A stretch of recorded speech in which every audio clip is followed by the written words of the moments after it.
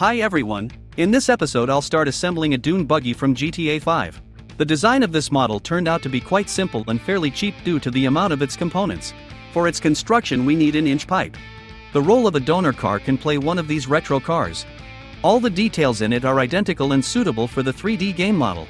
You'll see it yourself by watching all the next videos dedicated to the assembly of this buggy. First, there'll be one version, which you'll be able to watch on your screens, and then, the most interesting thing, there'll be prepared another modernized version based on all the same spare parts and components.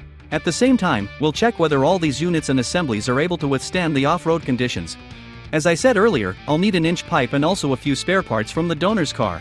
They are front axle beam and assembly, a steering wheel with a steering tube, the rear levers assembled with struts, an engine and a gearbox unit and partial wiring for starting, a couple of wheels, some hoses, repair kits, and so on. Before starting our work, we'll definitely need a car bench screwed to the floor, otherwise after welding the frame will get bent in the form of an arc, even on tacks. It's desirable to level the bench, this will greatly simplify the assembly. We also need a 3D model of this buggy to reproduce it exactly like in the game. There are some controversial points in the frame design, but I intend to completely repeat this 3D model. If something's gonna bend or break during the process, I'll definitely reinforce the construction. That's why I use the oversized tube for the frame.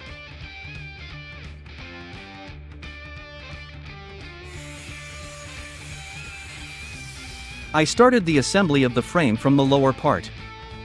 We need to accurately set the tubes relative to each other, measure the diagonals and check the size again. The accuracy of these actions will determine the next steps in the assembly process. After that, we can fix the tubes on the car bench using the welding.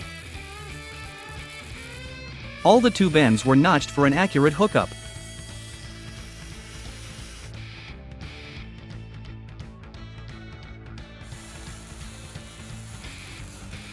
As a preliminary step we need to try on the front axle beam in its place and check whether the frame will hamper the rotation of the wheels. The beam fits perfectly with the frame, and the wheels don't touch the pipe while turning. A section line that divides the frame into identical parts is very helpful during the process of frame assembly.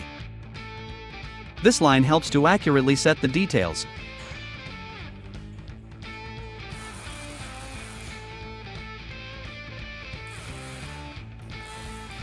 After the lower part is ready, we can move on to the cab posts. These posts have a radius.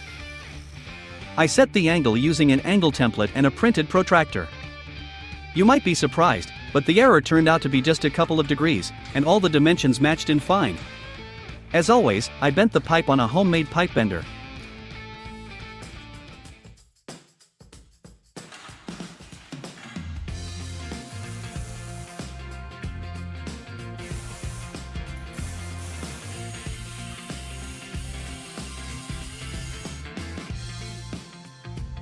I had to make some saw cuts in a place where the angle of bend wasn't enough and bend the pipe manually.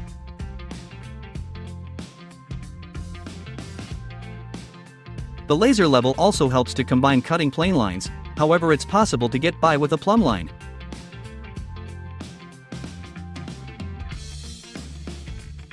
The previously welded posts can be connected to each other immediately.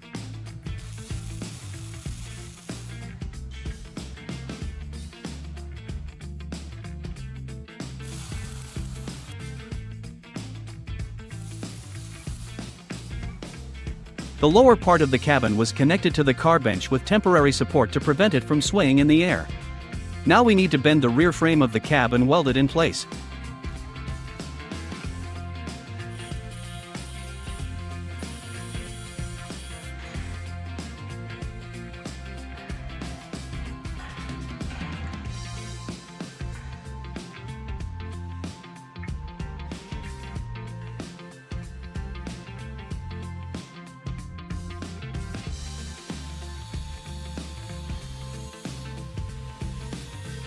The frames will be interconnected by the curved pipes from above.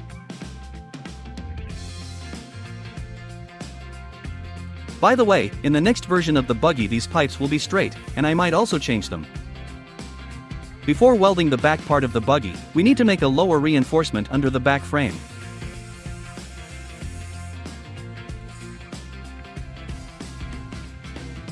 The engine compartment frame was also set along the center line.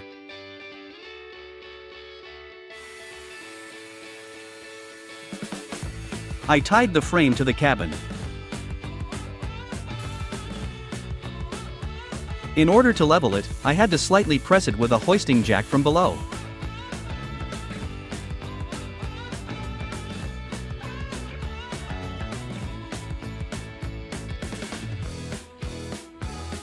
Now we can connect the bottom of the frame under the cab.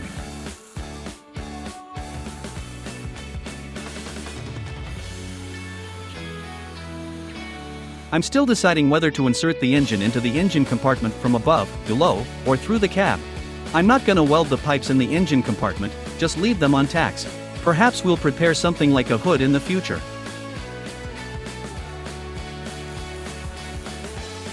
The main part of the frame is ready, we just have to weld several pipes.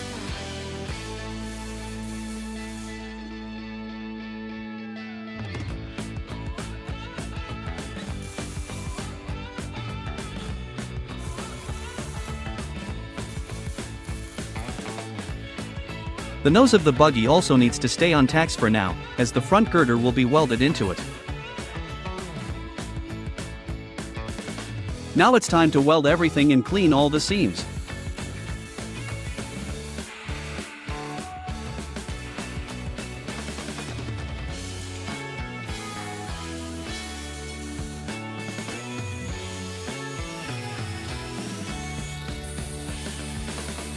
The frame is ready and fully matches the 3D gaming model.